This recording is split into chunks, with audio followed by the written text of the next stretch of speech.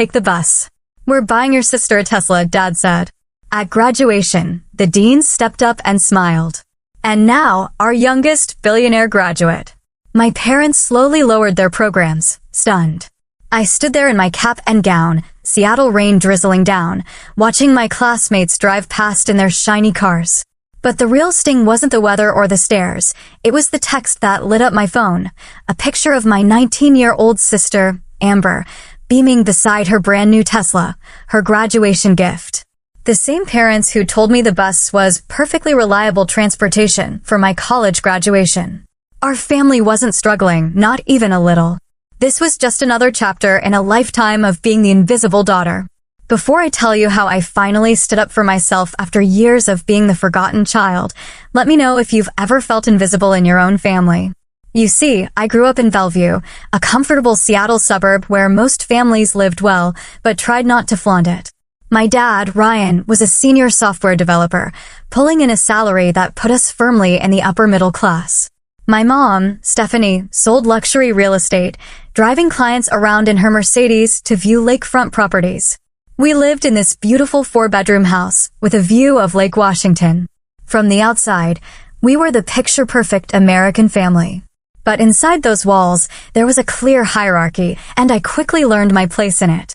My sister, Amber, 3 years younger than me, was the golden child from the moment she was born. She somehow commanded the room in ways I never could. She had my mother's charisma and social grace, my father's quick wit, and a kind of magnetic confidence I both envied and admired. I, on the other hand, was the responsible one, studious, quiet, and, according to my mother, too sensitive. The pattern started early. When I was 7 and Amber was 4, I remember our parents filming every second of her preschool dance recital. 2 weeks later, they missed my school science fair where I won first place because Amber had a cold. Mom assured me it wasn't a big deal, that there'd be other science fairs. When I showed them my blue ribbon later that night, they glanced at it while helping Amber build a pillow fort in the living room. "That's nice, honey," my mother said, before turning back to Amber. "Look how creative your sister is with those cushions." By middle school, the differences became more pronounced. Amber's bedroom was redecorated 3 times to match her evolving interests. My furniture remained the same set from childhood, with my parents promising we'd update it soon, for years. When I brought home straight A's, my father would nod and say, "That's what we expect from you, Brooke." When Amber managed to pull B's and C's, they'd take her out for ice cream to celebrate her improvement. The most glaring example came on our respective 16th birthdays. For mine, we had a modest dinner at my favorite local restaurant with just our immediate family. I received practical gifts, a laptop for schoolwork, some clothes, and a promise that they'd help me find a used car when the time was right. For Amber's 16th, they rented a venue, hired a DJ, and invited 60 of her closest friends. She received designer clothes, jewelry, and the crowning gift, a brand new Honda Civic with a giant red bow on top. When I pointed out the difference, my mother said, "Amber is more social, honey. She needs these things to build confidence. You've always been so independent." 2 months after Amber got her new Honda, they finally helped me buy my first car, a 10-year-old Toyota with mysterious engine noises and a passenger door that didn't open from the inside. "It has character," my father said, slapping the hood. "And it'll teach you about car maintenance." Throughout high school, the pattern continued. My parents attended every one of Amber's volleyball games, but made it to only 2 of my debate team competitions, despite my team making it to state finals. When I was accepted to the University of Washington with a partial academic scholarship, my parents seemed more interested in Amber's upcoming prom than my college plans. "Of course you got in," my mother said when I showed her my acceptance letter. "You've always been smart. Now, do you think Amber should go with the blue dress or the silver for prom?" The silver really brings out her eyes. The only person who truly saw me was my grandmother, Hannah. My mother's mother was a retired English professor who valued education and hard work. When my parents missed my high school graduation speech as valedictorian because Amber had a volleyball tournament in Portland, Grandma Hannah was there front and center, beaming with pride. "They don't see what I see," she told me afterward, squeezing my hand. "But someday you'll build a life where your worth is recognized, Brooke. And it will be beautiful." I clung to those words throughout college. While Amber followed in my footsteps to the University of Washington a few years later, despite having lower grades and test scores, our college experiences couldn't have been more different.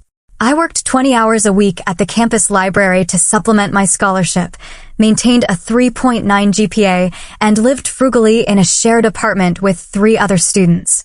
Amber lived in the expensive dorms freshman year, then moved to a luxury apartment complex popular with sorority girls. She joined a sorority, changed her major 3 times, and maintained what she called a solid C average.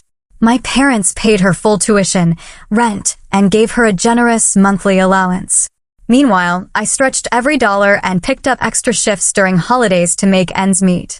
Throughout all this, I told myself that someday they would see my accomplishments.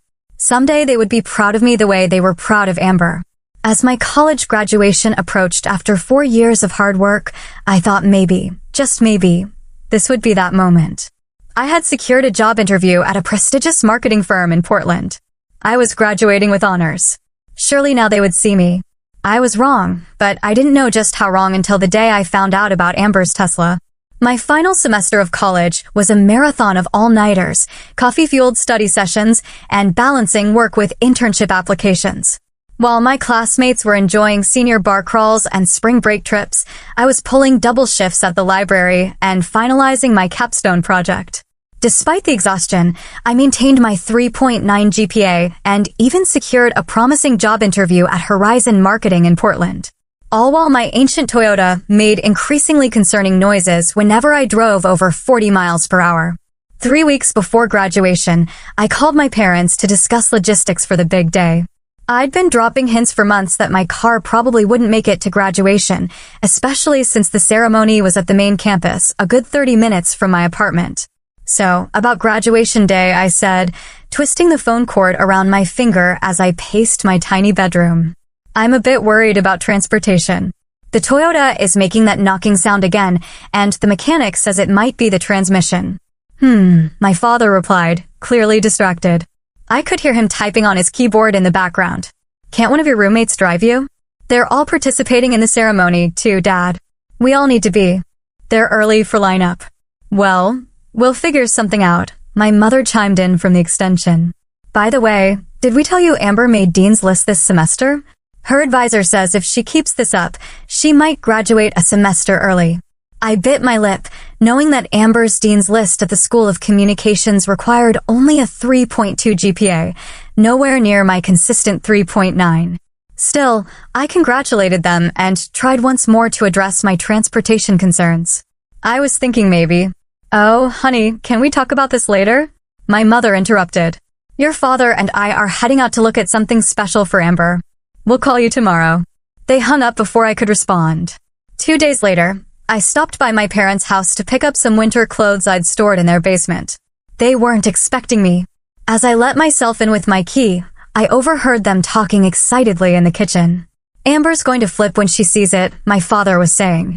"The white interior is perfect." "I know." And the salesman said, "We can have it ready by next weekend. Just in time for Brooke's graduation. Amber can drive it there and show everyone." I froze in the hallway, my heart pounding. "Don't you think it's a bit much for a freshman?" my father asked, though his tone suggested he'd already been convinced. "A Tesla is a serious car." "Ryan," she countered. She maintained a B average this year while adjusting to college and sorority life. That deserves recognition. Besides, her Honda is already 2 years old, and all her sorority sisters are getting new cars for sophomore year. I must have made a noise because they both looked up, startled to see me standing in the doorway. "Brooke, we didn't hear you come in," my mother said, quickly closing the laptop they'd been looking at. "I came to get my winter stuff," I said quietly. "What's this about a Tesla?" Before they could answer, the front door burst open and Amber bounded in, her sorority tote bag slung over one shoulder and her blonde hair perfectly styled despite the Seattle drizzle. "Mom, Dad, guess what? Kylie's parents got her a Range Rover for sophomore year. And it's absolutely." She stopped short when she saw me. "Oh, hey, Brooke. What are you doing here?" My parents exchanged a look that confirmed everything I'd overheard. My mother recovered first, her real estate smile sliding into place. "Actually, we have some exciting news," she said, putting her arm around Amber. We were going to wait, but since everyone's here. Amber, honey, in recognition of your hard work this year, and since Brooke's graduating next week. My father finished for her, beaming with pride. We're getting you a Tesla Model 3, white with the premium interior package you wanted. Amber screamed and jumped up and down while I stood there, invisible once again. Not only were they buying her a Tesla as a reward for mediocre freshman grades, but they were somehow framing it as connected to my graduation, an event that should have been about celebrating my achievements. Oh my God, are you serious? A Tesla? Taylor's going to die. Amber threw her arms around our parents, then turned to me with a smirk. See, Brooke, some of us get cars that actually work. I opened my mouth to say something, anything, but was cut off by my mother. We're going to pick it up next Friday, and then we can all drive to Brooke's graduation in style on Saturday. I felt like I'd been punched in the stomach. Not only was my graduation being overshadowed, but they hadn't even considered how I would get to my own ceremony. I was just expected to ride along in Amber's new Tesla like an afterthought. I mumbled something about needing to get my clothes and fled to the basement, tears burning my eyes. As I stuffed sweaters into a duffel bag, I could hear them upstairs, excitedly discussing features and color options. That night, back in my apartment, I broke down while telling my roommate Jessica what had happened. Your parents are buying your teenage sister a Tesla while you can barely afford oil changes for your death trap? Jessica was furious on my behalf. And they didn't even think about how you're getting to graduation? That's beyond messed up, Brooke. Maybe I'm overreacting, I said, wiping my eyes. They've always been this way. That doesn't make it right, Jessica insisted. You need to stand up for yourself. Tell them how you feel. What's the point? They don't hear me. They never have. Then make them hear you. Jessica said firmly. You're graduating with honors. You've worked your ass off while Amber's been partying in a sorority house on their dime. If they can't see your worth, you need to show it to them. I nodded. But as graduation day approached, my anxiety only grew. Would I finally find the courage to speak up, or would I stay silent as I had for 22 years? The Friday before graduation dawned bright and clear, a rare gift in Seattle's typically gray spring. I woke up early to take my final exam in marketing analytics, the last hurdle before officially completing my degree. Despite the knot in my stomach that had been there since discovering Amber's Tesla surprise, I managed to focus long enough to ace the exam. Finished with flying colors, I see, Professor Wilson said as I handed in my test. Not that I'd expect anything less from you, Brooke. You've been one of my most dedicated students. I smiled, grateful for the recognition. Thank you. Your class has been invaluable. After the exam, I headed to my final shift at the campus library, where I'd worked throughout college. My supervisor, Thomas, had arranged a small goodbye gathering with the staff, complete with a card signed by everyone and a modest cake. We're really going to miss you around here, Thomas said, handing me a gift bag that contained a beautiful leather-bound journal. For 4 years, without a single late arrival or missed shift, you've set the bar impossibly high for your replacement. I blinked back tears, touched by the gesture. Thank you all so much. This job has been a lifeline for me. After saying my goodbyes, I checked my phone to find 3 missed calls from my mother. I called her back as I walked to my apartment. Brooke, finally, she answered on the first ring. We're at the Tesla dealership picking up Amber's car. It's absolutely stunning. White exterior with white vegan leather interior. Premium everything. That's great, I managed, swallowing the lump in my throat. About tomorrow. Yes, that's why I'm calling, she interrupted. The ceremony starts at 1 p.m., right? We'll need to leave early to find parking. Your father thinks we should get there by 11:30 to get good seats. Mom, I said firmly. I need to be there by 10 a.m. for graduate lineup. I've been trying to talk to you about transportation all week. Oh. She paused as if this thought hadn't occurred to her. Well, we'll be busy getting Amber's car ready for its first big drive. Can you just take the bus? There's a direct route from your apartment to campus, isn't there? I stopped walking, stunned by her casual suggestion. You want me to take the bus to my college graduation in my cap and gown? It's just practical, honey. Everyone else will be with us in Amber's new Tesla, and there won't be room if we need to take your grandmother, too. The bus is perfectly reliable transportation. The world seemed to tilt around me. Everyone else, as if I weren't part of the family. As if I were some distant acquaintance who needed to find my own way to the event. You're suggesting I ride the bus to my graduation while my younger sister drives her brand new Tesla that you bought her for no particular milestone to my graduation ceremony? I couldn't keep the hurt and anger from my voice. Don't be dramatic, Brooke. My mother sighed. You've always been so independent. I thought you'd appreciate handling it yourself instead of relying on us to chauffeur you around. In the background, I could hear Amber and my father laughing about something, completely oblivious to our conversation.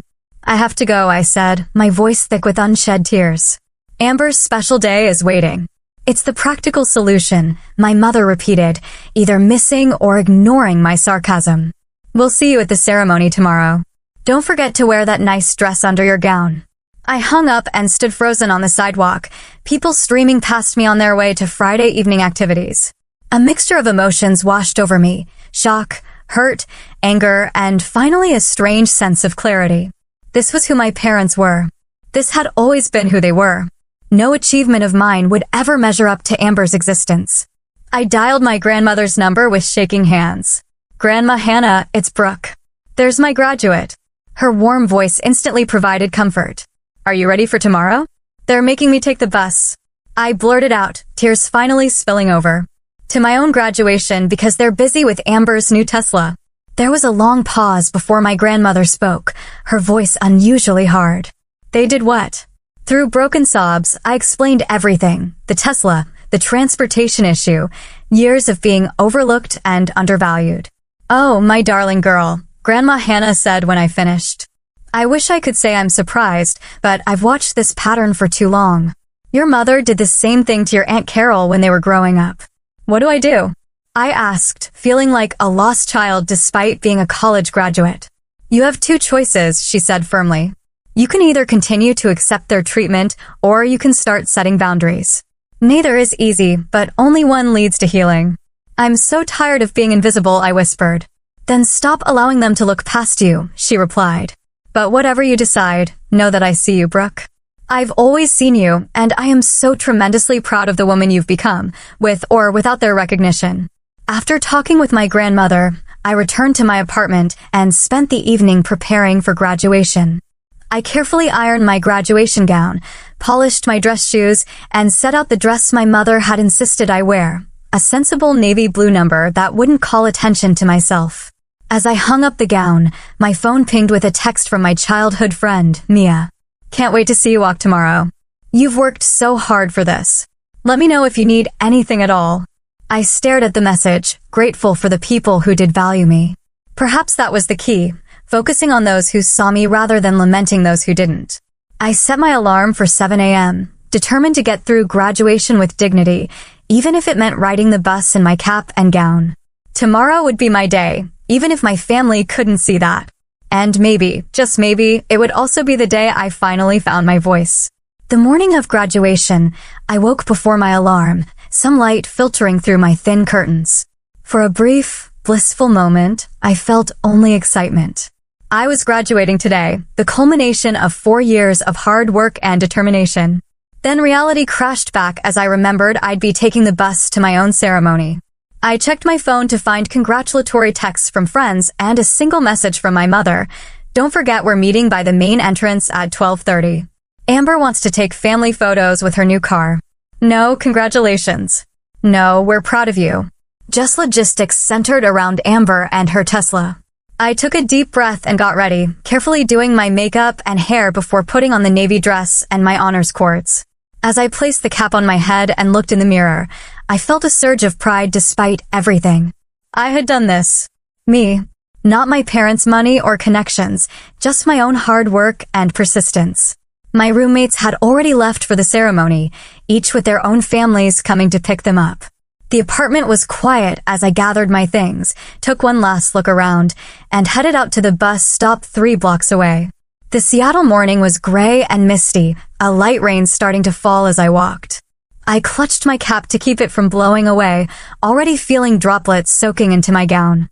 By the time I reached the bus stop, the rain had picked up and I huddled under the small shelter, trying to keep my graduation attire dry.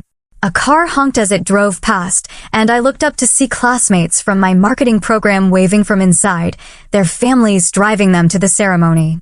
I forced a smile and waved back, then turned away quickly, not wanting them to stop and ask why I was at a bus stop in my cap and gown. "Graduating today, dear?" a voice asked. I turned to see an elderly woman with kind eyes sitting on the bench, an umbrella clutched in her gnarled hands. "Yes," I replied, trying to sound cheerful. "University of Washington." "And you're taking the bus?" She looked surprised. "My family had other transportation arrangements," I said diplomatically. The woman studied me for a moment, then patted the seat beside her. "I'm Doris. Sit down before you get any wetter." I sat, grateful for the company and the shelter of her large umbrella. "Let me guess," Doris said. "Family drama." I laughed to spite myself. "Is it that obvious?" "Only to someone who's been there," she replied. "I graduated from nursing school in 1962. My parents didn't come because they were attending my brother's baseball game. I took 2 buses in my white uniform and cap." "How did you handle it?" I asked, suddenly eager for her wisdom. "Not well at first," Doris admitted. "I was angry for years, but eventually I realized that their failure to see my worth didn't diminish it. It just showed their limitations, not mine." Before I could respond, the bus arrived, its brakes squealing as it pulled up to the curb. Doris insisted I board first, and the driver smiled as he saw my graduation attire. "Congratulations," he called out, refusing my fare. "It's on me today. Consider it a graduation gift." Inside the bus, several passengers offered similar congratulations. A woman in scrubs insisted I take her seat at the front. The kindness of these strangers brought tears to my eyes, their recognition more meaningful than they could know.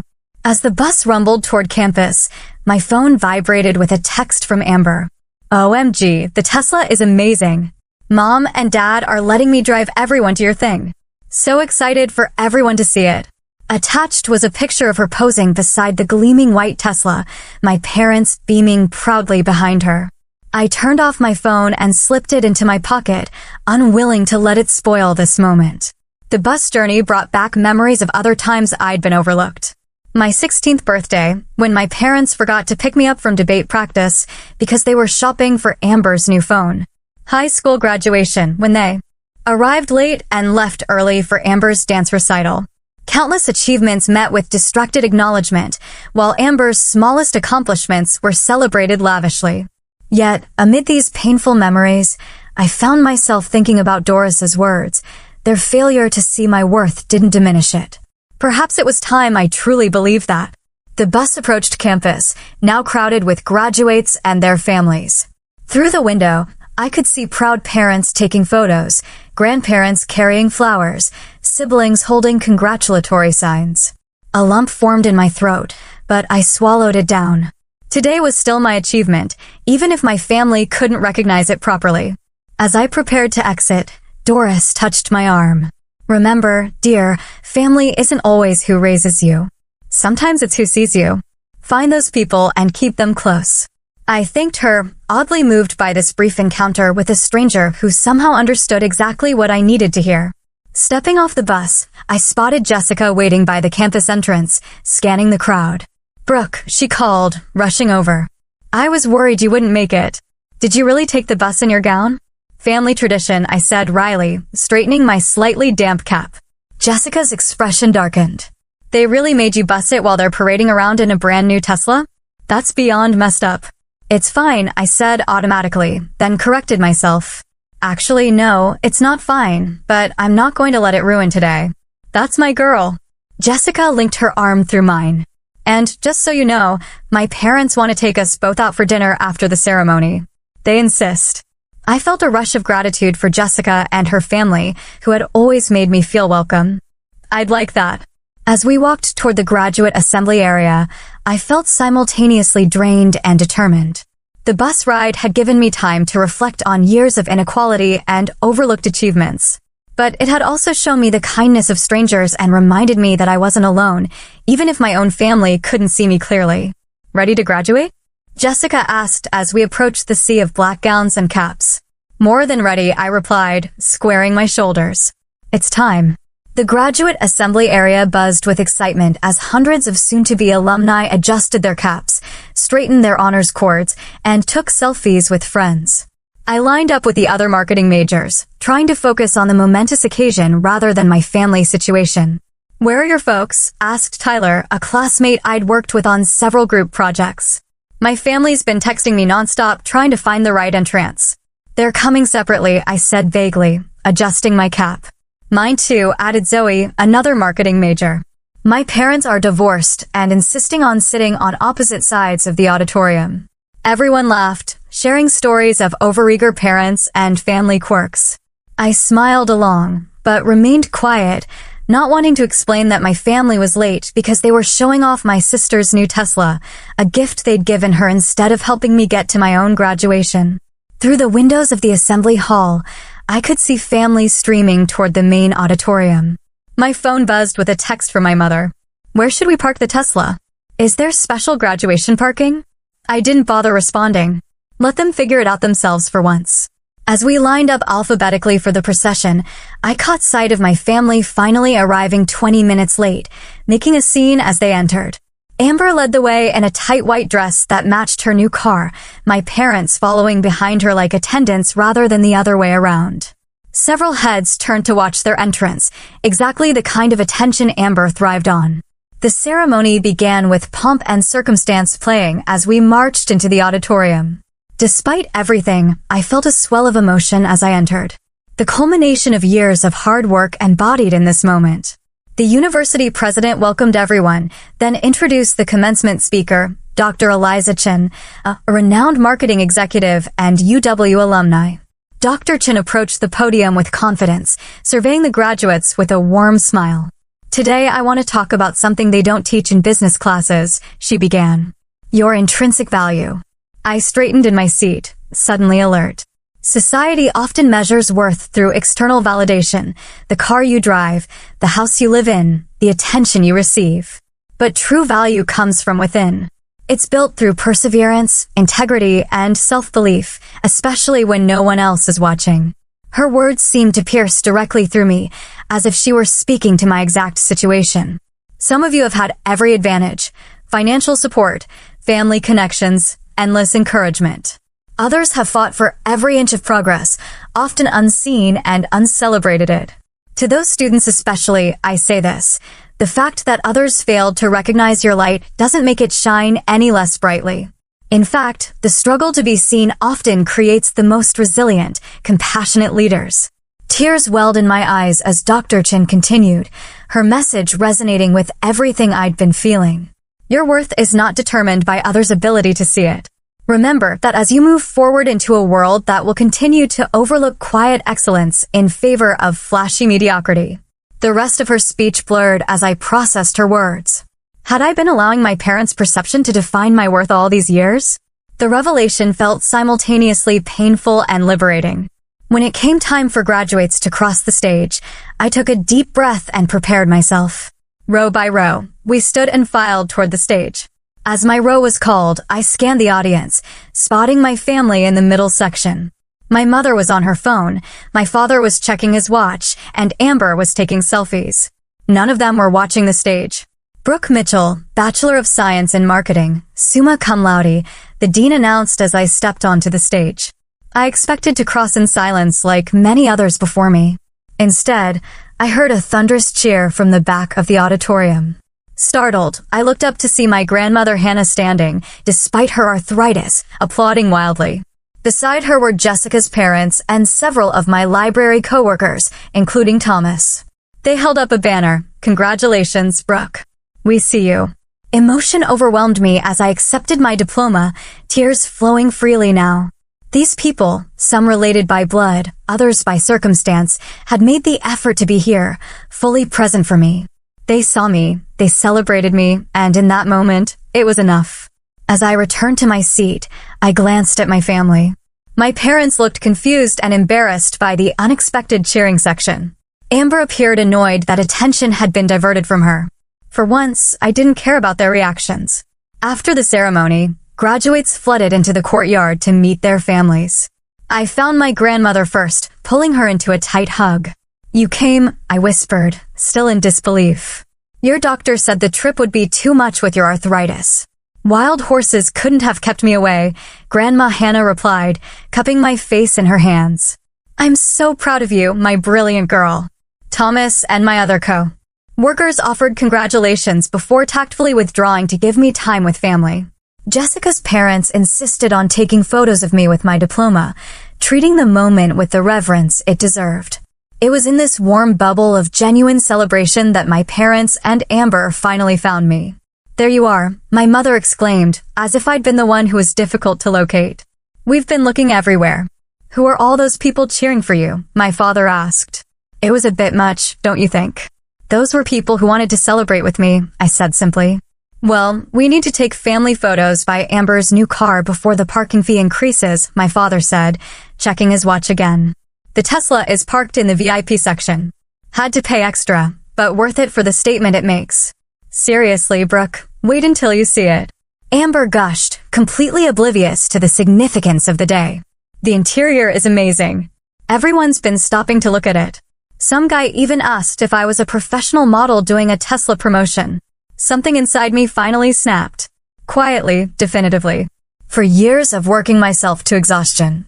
For years of maintaining near-perfect grades while working part-time. For years of watching my sister get everything handed to her while I struggled. And now, on what should have been my day, they couldn't even pretend to care about my achievement. No, I said, the word coming out clear and firm. No, what? My mother asked, already turning toward the parking lot. No, I will not take family photos by Amber's Tesla on my graduation day. My father frowned. Don't be difficult, Brooke. It's just a few pictures. It's never just been about pictures, I said, my voice gaining strength. It's about a lifetime of being treated as less than. It's about you buying my teenage sister a luxury car while making me take the bus to my own graduation. It's about showing up late to my ceremony because you were too busy fawning over Amber and her new toy. That's not fair, my mother protested, looking around nervously as nearby families glanced our way.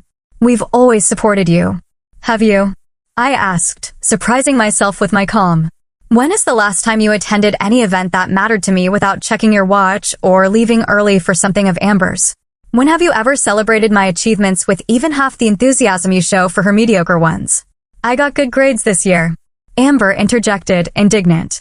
You got C's with a few B's at a university Dad's donations helped you get into, while living in a luxury apartment they pay for with a monthly allowance that exceeds what I make working 20 hours a week, I replied.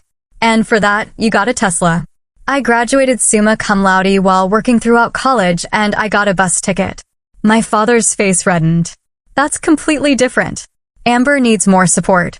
You've always been independent. I had to be independent, I said quietly.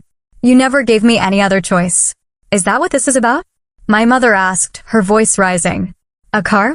If you wanted a car, you should have said something. This isn't about the car, my grandmother interjected, stepping forward. This is about seeing your daughter. Really seeing her for the first time in 22 years. My parents turned to her in surprise, as if just noticing her presence. Mom, this isn't the place, my mother began. When my granddaughter takes a bus to her college graduation while you parade around with Amber in a brand new Tesla, it becomes my business. Grandma Hannah replied sharply. Stephanie, you're repeating exactly what your father did to you and Carol. My mother paled at the mention of her sister, my Aunt Carol, who had limited contact with the family. Brooke has worked harder than anyone I know, my grandmother continued. She deserved to have her parents drive her to graduation at minimum. She deserved celebration, recognition, and respect, not to be an afterthought to Amber's new car. A small crowd had gathered, watching the drama unfold. I felt a hand slip into mine and turned to see Jessica standing beside me in silent support. I need to go, I said, suddenly exhausted by the confrontation. My friend's family has invited me to a graduation dinner. People who actually want to celebrate with me. Brooke, you can't just walk away from your family, my father protested. Watch me, I replied, then turned to leave with Jessica, Grandma Hannah following behind us. As we walked away, I heard Amber ask in a confused voice, so, are we not taking pictures with the Tesla? And for the first time in years, I found myself laughing, genuinely laughing at the absurdity of it all. In standing up for myself, I discovered a strength I hadn't known I possessed. Whether my family recognized my worth or not, I finally did. After the graduation ceremony, Jessica's parents took us to a lovely dinner at a waterfront restaurant. They ordered champagne, made heartfelt toasts to my achievement, and treated me like family. Grandma Hannah joined us, her eyes twinkling with pride every time she looked my way. For those few hours, I allowed myself to bask in the celebration I deserved. To Brooke, Jessica's father said, raising his glass, whose determination and brilliance will take her wherever she wants to go. And who finally found her voice today, Grandma Hannah added with a wink. By the time we finished dinner, my phone showed 12 missed calls and 23 text messages from my parents and Amber. I silenced it and slipped it back into my purse. Whatever crisis they were experiencing could wait until tomorrow. Today was mine. Jessica offered to let me stay at her parents' hotel, but I declined. I needed to face my apartment and whatever awaited me there on my own terms. Grandma Hannah squeezed my hand before getting into Jessica's parents' car. Remember, standing up for yourself isn't a one-time event, she said softly. It's a practice. Be gentle with yourself if you falter.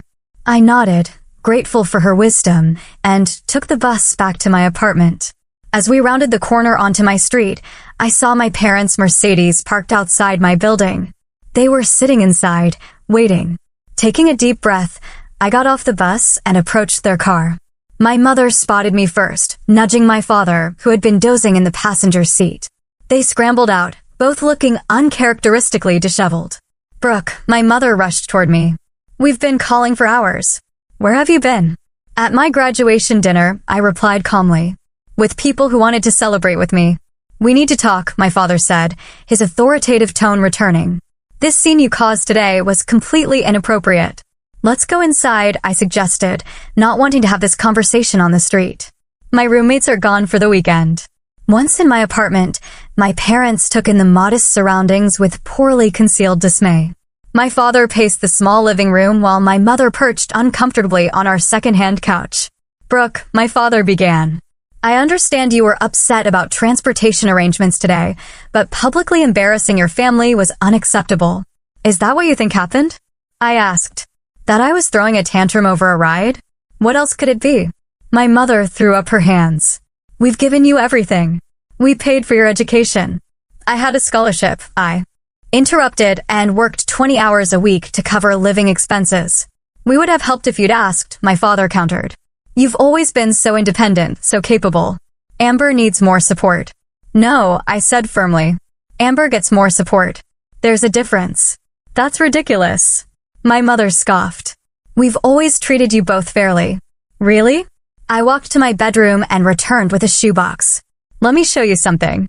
I opened the box and began laying out items on the coffee table. A birthday card from when I turned 16 with a $50 gift card inside. Next to it, a photo of Amber's 16th birthday showing her with her new Honda. My high school graduation announcement alongside a bank statement showing the $200 my parents deposited as a gift. A newspaper clipping of Amber's volleyball team with my parents prominently featured in the stands. My college acceptance letter with no congratulatory note. And finally, a bus ticket from earlier that day.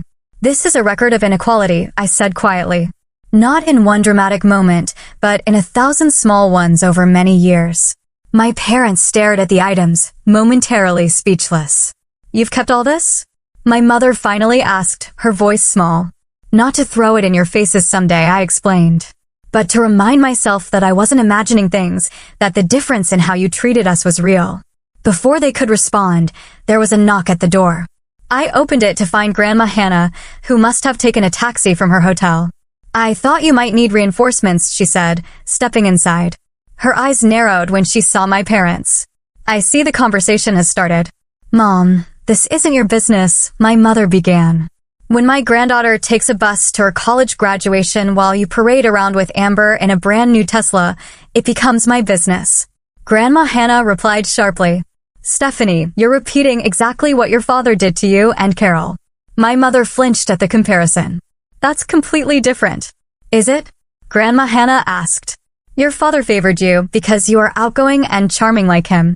You favor Amber for the same reason. Carol was studious and quiet like Brooke. You resented how your father treated Carol. Yet here you are doing the same thing to your own daughter. A heavy silence fell over the room. My father, who had been defensive throughout, finally spoke. Brooke has always seemed fine, he said, but his voice lacked conviction. She never complained. She shouldn't have to complain to be treated equally, Grandma Hannah pointed out. I thought. My mother began, then stopped, staring at the items on the table. I thought because you were successful on your own, you didn't need as much from us. I thought we were giving you space to be independent. I needed parents, I said simply. Not space.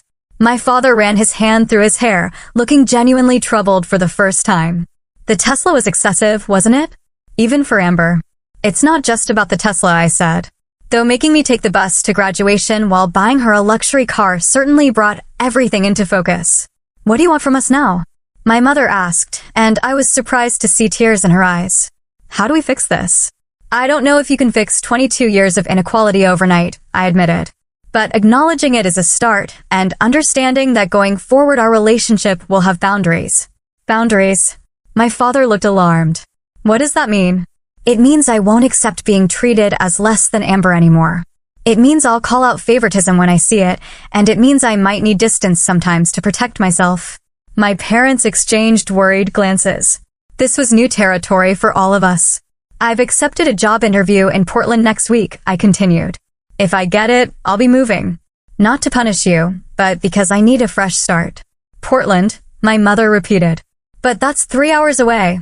3 hours is nothing if you actually want to visit, I pointed out. And there are these amazing inventions called phones that work across state lines. My father almost smiled at that. You've really thought this through. I've had years to think about it, I replied. I just never had the courage to say it out loud. We talked for another hour, moving through decades of hurt and misunderstanding. There were no perfect resolutions, no tearful group hugs like in the movies.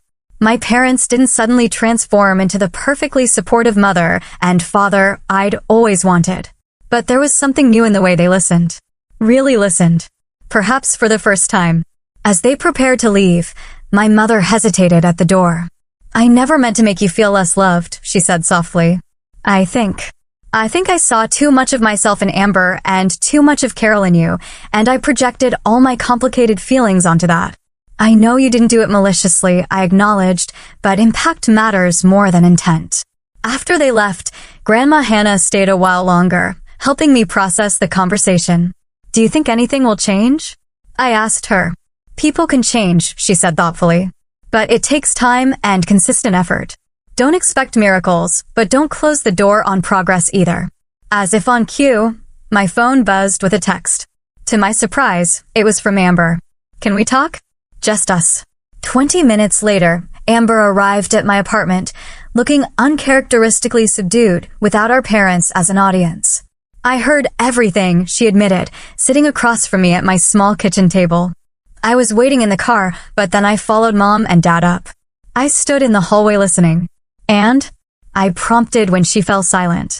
And I never realized, she said, picking at her perfectly manicured nails. I knew I got more stuff, but I thought. I don't know what I thought. That you didn't care about material things. That you were above it all somehow. I'm not above wanting to be valued, I said quietly. Amber nodded, looking genuinely troubled. I've been pretty awful, haven't I? You were a kid responding to the dynamic our parents created, I said, surprising myself with the generosity of the statement. We both were. Still, she bit her lip. I'm sorry, Brooke. And she hesitated. I told Dad I don't want the Tesla. It feels gross now. I raised an eyebrow, genuinely shocked. Really? Don't look so surprised, she said with a hint of her usual attitude. I can occasionally do the right thing. We talked for another hour, awkwardly at first, then with increasing honesty. It wasn't a perfect reconciliation. Too much water under that bridge. But it felt like the beginning of a different kind of relationship, one based on who we actually were, not the roles we'd been assigned in our family drama. As Amber was leaving, she turned back with unexpected vulnerability in her eyes. Hey, if you get that job in Portland, maybe I could visit sometime, see what your life is like there. I'd like that, I said, and meant it. Later that night, as I sat alone in my quiet apartment, my phone rang. It was Thomas from the library. Sorry to call so late, he said. But I just heard from my friend at Horizon Marketing in Portland. They want to interview you next week. And Brooke, they're really excited about your application. I smiled, feeling a sense of possibility opening before me. So am I, Thomas. So am I. 1 month after graduation, I stood in my nearly empty apartment surrounded by boxes. The Portland job offer had come through, a junior marketing position at Horizon with potential for growth. The salary wasn't extraordinary, but it was enough for a modest studio apartment and a fresh start. More importantly, it was something I had earned entirely on my own merit. Jessica sat cross-legged on the floor, helping me sort through the last of my belongings. I still can't believe you're really leaving, she said, carefully wrapping a framed photo of us from freshman year. I can hardly believe it myself, I admitted, but it feels right. The months since graduation had brought unexpected changes in my family dynamic. There had been no dramatic transformation. My parents hadn't suddenly become perfectly attuned to my needs, but there were small shifts that suggested they were at least trying. The previous weekend, my father had asked me to lunch, just the two of us, something that had never happened before. We sat across from each other at a local cafe, initially awkward without Amber or my mother to fill the silence. I've been thinking a lot about what you said, he finally offered, stirring his coffee unnecessarily, about always feeling overlooked. I waited, giving him space to continue. I think, he said slowly, I assumed that because you were so capable, you didn't need as much from me. I focused on Amber because she seemed to need more guidance, more attention. He looked up, meeting my eyes. But that wasn't fair to you. No, I agreed. It wasn't. I can't change the past, he continued. But I want you to know that I see how hard you've worked, how much you've accomplished on your own, and I'm sorry I wasn't there for more of it. It wasn't everything, but it was something. An acknowledgement I'd been waiting years to hear. I'd like to help with your moving expenses, he added. Not because you need it, but because I want to support this new chapter. Initially, I wanted to refuse, to prove I could do it entirely on my own, but I realized that accepting didn't diminish my independence. Sometimes support was just support. Thank you, I said. I'd appreciate that. My mother's attempts at connection were more awkward, but equally sincere. She'd invited me for coffee the day after my lunch with Dad, clearly having coordinated their efforts. Portland has some beautiful neighborhoods, she said, having researched the city extensively. The Pearl District is supposed to be very trendy for young professionals. It's also very expensive, I pointed out. I'll be in a smaller neighborhood across the river. She nodded, absorbing this information. You know, I've never lived more than 10 miles from where I grew up, she said unexpectedly. Sometimes I wonder what it would have been like to start fresh somewhere new. I saw something in her eyes then, a hint of envy perhaps, or regret. It occurred to me that my mother's favoring of Amber might have been about more than just preferring her personality. Perhaps she saw in Amber the confident, popular girl she had been, and in me, the road not taken, the serious, ambitious path she might have chosen. It's not too late, I suggested. To try new things? She smiled sadly. Some roads close behind you, but I'm proud that you're taking yours. The word proud hung between us. Unfamiliar, but welcome. Even Amber had shown surprising growth. True to her word, she had refused the Tesla, asking our parents to return it. Instead, she kept her Honda and suggested they donate the difference to a scholarship fund. Whether this change would last remained to be seen, but it felt like a significant step. A knock at the door pulled me from my reflections. Jessica opened it to reveal my parents and Amber, come to help with the final moving preparations. We brought lunch, my mother announced, holding up bags from my favorite sandwich shop and packing tape. Your father read online that you always need more tape than you think. The next few hours passed in a blur of activity, boxing final items, loading my father's SUV, and cleaning the apartment. The dynamic between us was still finding its footing. Conversations sometimes stalling into awkward silences, but the effort on all sides was tangible. As we prepared to caravan to Portland, my parents driving the loaded SUV while I followed in my newly reliable used car, a graduation gift from Grandma. Hannah, Amber pulled me aside. I found this, she said, handing me a small box. It was in the storage closet at home. Inside was a faded blue ribbon, my first place award from the science fair all those years ago. The one my parents had missed. I don't know why I kept it, Amber admitted. Maybe even then I knew it mattered. I looked at my sister, really looked at her, and saw something new. Not the golden child who had everything handed to her, but a young woman beginning to recognize her role in our family's complicated dynamic. "Thank you," I said simply, tucking the ribbon into my purse. The drive to Portland marked both an ending and a beginning. As Seattle faded in my rearview mirror, I felt a weight lifting. Not the complete resolution of 22 years of family history, but the liberation of having finally spoken my truth. My new apartment was tiny, but mine, a clean slate in a city where no one knew me as Amber's sister or the responsible one.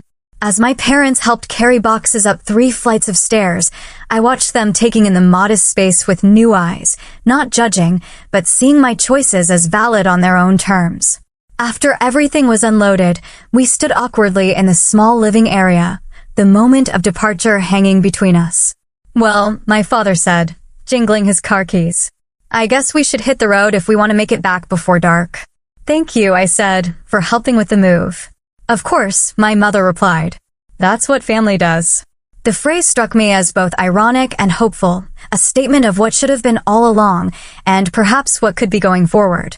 As they prepared to leave, my mother hesitated, then pulled me into a hug tighter and longer than any I could remember. "I'm so proud of you, Brooke," she whispered. I should have said that more often. After they left, I stood alone in my new apartment, surrounded by boxes yet to be unpacked and a future yet to be written. The journey from invisibility to empowerment wasn't complete. Such transformations never are. But I had taken the crucial first step of recognizing my own worth, regardless of whether others could see it. My phone pinged with a text from Grandma Hannah. "How does it feel to be exactly where you're meant to be?" I smiled, looking out the window at my new city stretching before me. Like the beginning of something important, I typed back. The bus ride to graduation had been painful, but perhaps necessary. The final indignity that pushed me to claim my voice and my value. In the end, the greatest graduation gift wasn't a car or even recognition from my parents. It was the discovery that I could stand in my own light, create my own celebrations, and build a life that honored my worth, whether others recognized it or not. As I unpacked my first box, I came across the journal Thomas and my library coworkers had given me, opening it to find a quote they had inscribed on the first page: "Your worth is not determined by others' ability to see it." I ran my fingers over the words, thinking of Dr. Chen's commencement speech, Doris on the bus, Grandma Hannah's unwavering support, and all the people who had seen me clearly when my own family couldn't.